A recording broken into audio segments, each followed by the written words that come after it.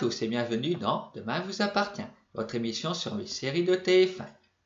Nous allons revenir sur les événements dans Demain nous appartient où les mystères sont en train de s'éclaircir petit à petit, puis nous passerons au résumé de Ici tout commence où nous voyons les habituels méchants en train de comploter et de vouloir se tromper mutuellement. Et nous terminerons par la rubrique Actualité. C'est parti pour le résumé de Demain nous appartient en images.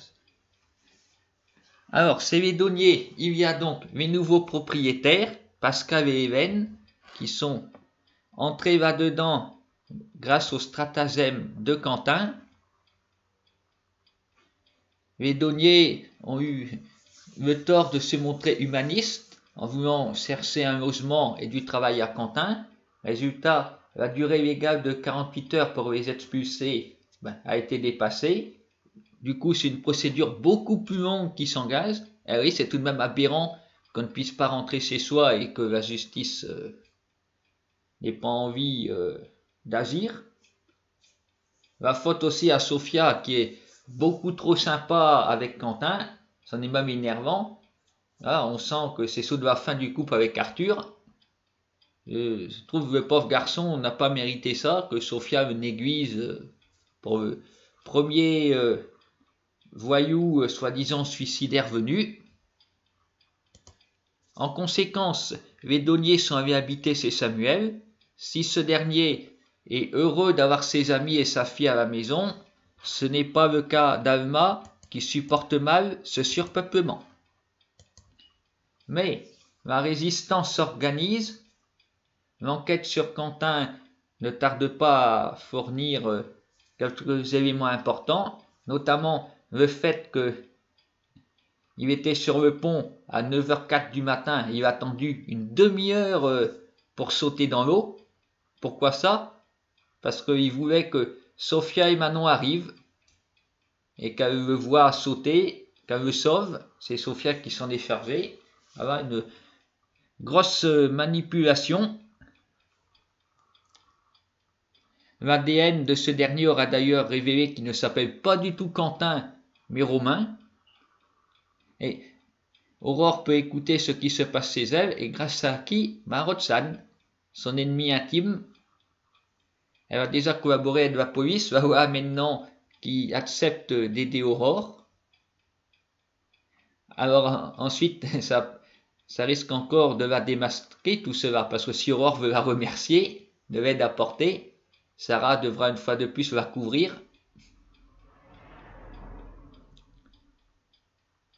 Romain était choqué de ce procédé. Ah, on écoute, nous espionne. Ah moi je dis c'est tout à fait normal. Je ne suis pas contre ces méthodes. Il faut bien se défendre. Là on trouve de l'aide. C'est d'ailleurs grâce aux enregistrements que Aurore a su quand Quentin allait sortir et a réussi à l'arrêter. Malheureusement, il ne veut pas dire grand-chose, même pas quand Sophia tente de le faire parler. Bon, grâce aux enregistrements, ils auront quand même su qu'il n'était pas là pour embêter les douaniers. Ils avaient choisi cet endroit parce qu'ils ont une autre cible en tête, et ce n'est autre que le procureur Xavier. Ce dernier qui ne voulait pas du tout le mettre sur écoute, il ne voulait rien faire. Mais le pauvre, si ça aide, c'était lui la cible de tout cela. Là, apparemment, ce serait pour venger la mort d'un certain Geoffroy. On n'en sait pas plus pour le moment. On peut supposer que c'est le fils de Pascal et Hélène. Alors, qu'est-ce qui lui est arrivé? Est-ce qu'il a été arrêté par erreur? Et c'est la faute au procureur? Ou a-t-il été assassiné, le coupable pas retrouvé? Pour l'instant, le mystère demeure. Chloé, quant à elle, passe toujours des bons moments avec Xavier, d'autant que leurs filles s'entendent bien, puisque Camille a comme promis relooké Judith. Alors c'est tout naturellement que Chloé a décidé d'accompagner Xavier à une inauguration. Et cette fameuse inauguration se trouve juste devant l'appartement des douaniers. Voilà pourquoi cet endroit géographique a été choisi. C'était stratégique pour mieux viser, mais tout de même, on ne peut que blâmer la police pour ce qui s'est passé. Parce qu'ils avaient quand même compris que c'était le vendredi, le grand jour, la vengeance, ça ils avaient compris. Ils auraient dû être vraiment sur le pied de garde autour de la maison, parce que les deux-là auraient pu en sortir. Bon, c'est pas le cas, mais il n'y avait pas de policiers autour. Ils auraient pu faire aussi le rapprochement avec cette fameuse inauguration devant. Enfin, non. Il y avait une enquête officieuse sur le sujet. Ils se seront pas montrés plus efficaces pour autant. Alors, c'est Xavier qui était visé, sauf que c'est Chloé qui a été atteinte par la balle.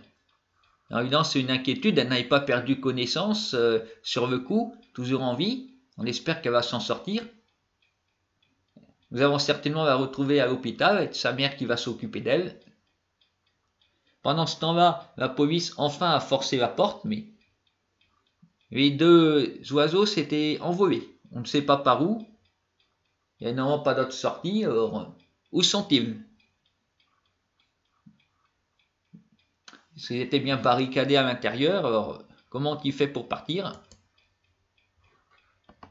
D'autant que leur vengeance a échoué. Alors, on peut supposer qu'ils ne vont pas partir de 7 pour autant, même si c'est Chloé qui a été atteinte. Ils voudront continuer à s'en prendre à Xavier. Et pourquoi pas enlever ses filles pour faire pression sur lui? Il faudra qu'ils se rendent s'il ne veut pas qu'elle meure. S'ils ont perdu un enfant, ils sont bien capables d'en faire perdre une à Xavier en représailles. Passons maintenant aux autres intrigues de la semaine. Nous aurons vu Flore et Anna se réconcilier en faisant équipe lors d'un jeu de société contre Bart et Louise. C'est donc les deux mères qui ont gagné. Bon, Flore a triché ouvertement et a nié en se servant de son portable.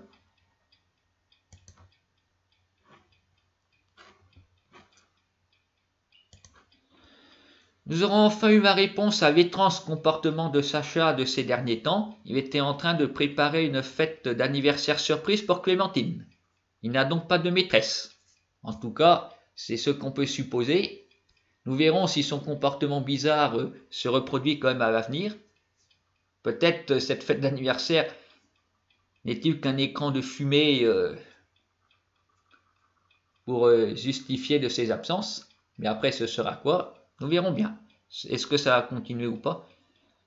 En plus, Clémentine a reçu un SMS de Garance. Je m'attendais à la voir arriver à la fête. Eh ben non, pas de Garance.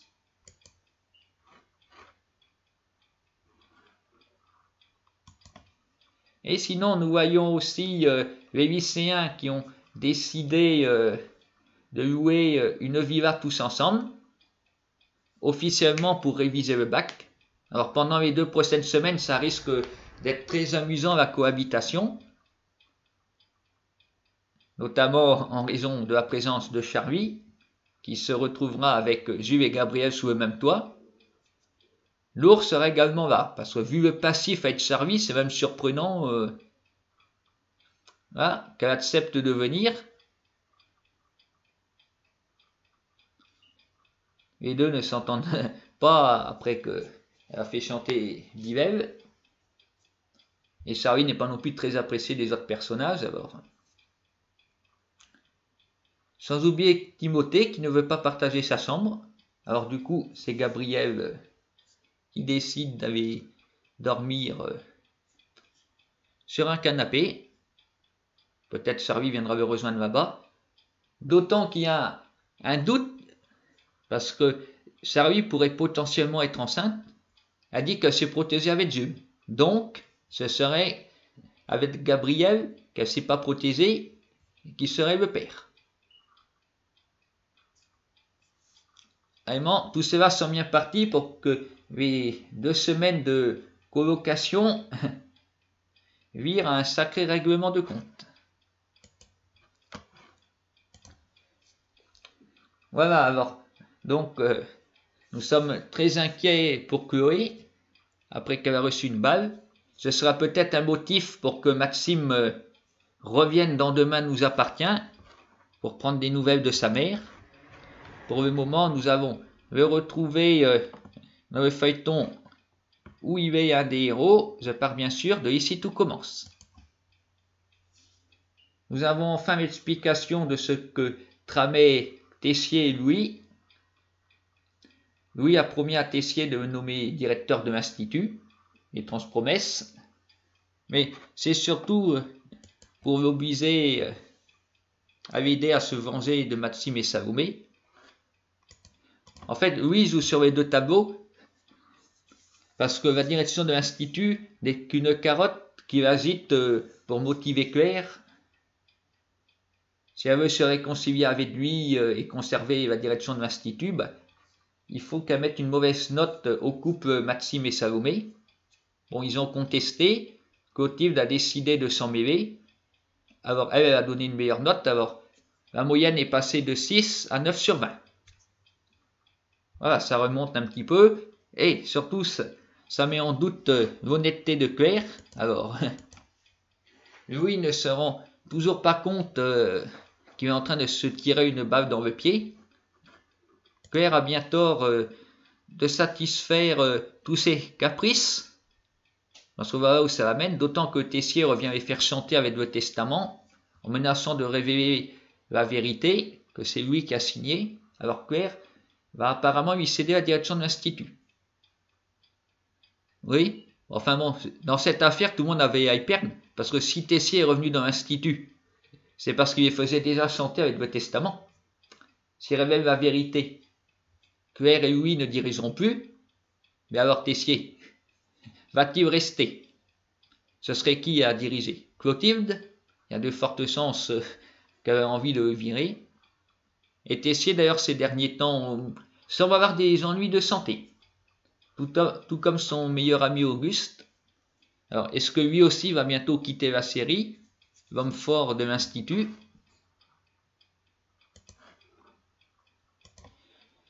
Voyons sinon Greg et Elliot qui sont remis de leurs émotions passées.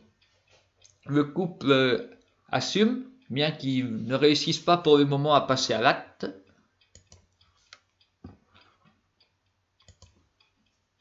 Charlène, elle est très aigrie, puisqu'elle a perdu son mec, et en plus la place de maître d'hôtel qu'elle convoitait lui échappe, au profit d'Anaïs. Elle décide de saboter son travail, et de faire courir des bruits que c'est du favoritisme.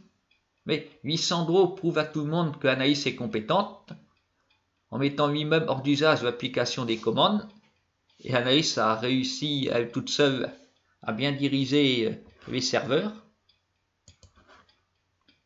Néanmoins, ces accusations de favoritisme de Lissandro, qui serait d'origine sexuelle, ont trouvé quelqu'un d'attentif à tout cela, c'est Enzo, qui prend toute cette affaire au sérieux. Il pense qu'à son tour, Anaïs a une relation avec un professeur pour se venger de lui avec Noémie, ce qui n'est pas le cas, et une fois de plus, cela brouille dans le couple.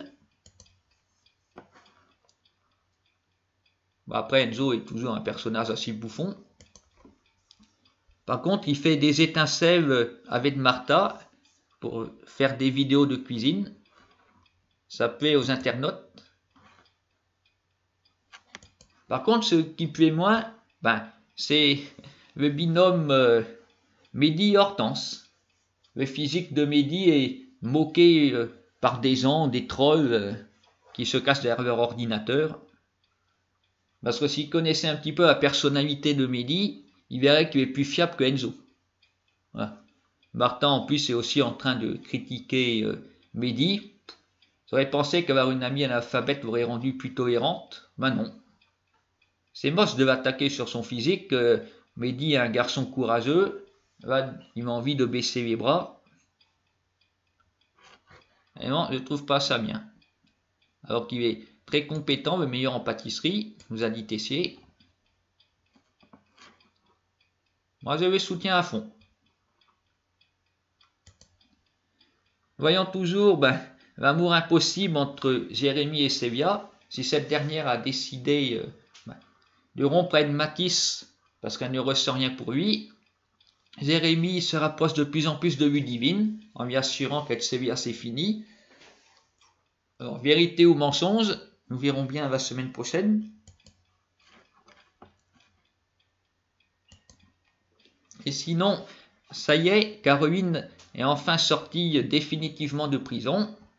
Comme elle ne sait pas où elle est, elle vient temporairement pour un mois habiter avec ses enfants. Gaëtan était contre, surtout que Noémie devait aussi s'installer ici. Alors voilà, si Noémie vient, ils seront 5 à l'intérieur. Non, malgré des rapprochements passés, Gaëtan n'est toujours pas heureux de revoir sa mère. Elle semble pourtant s'être amendée depuis qu'elle est à l'institut. Nous verrons bien si maintenant ça va durer ou si au contraire elle va être rattrapée par ses vieux démons, retrouver des anciens complices. Bien, et comme je vous l'avais annoncé, nous avons terminé par la rubrique actualité. Alors, cette fois, j'ai 2 informations pour vous. Dans la série QM, vous pourrez retrouver Louis-Sandro, dans un rôle qui a déjà depuis quelques années. C'est un habitué dans cette série.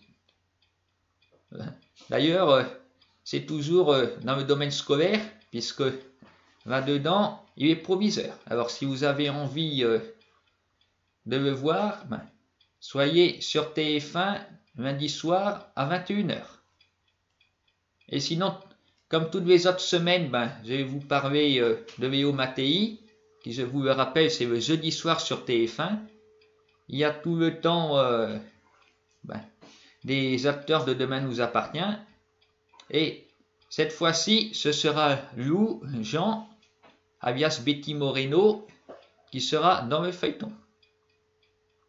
Et oui, notre chanteuse favorite sera dans la brigade de protection des mineurs.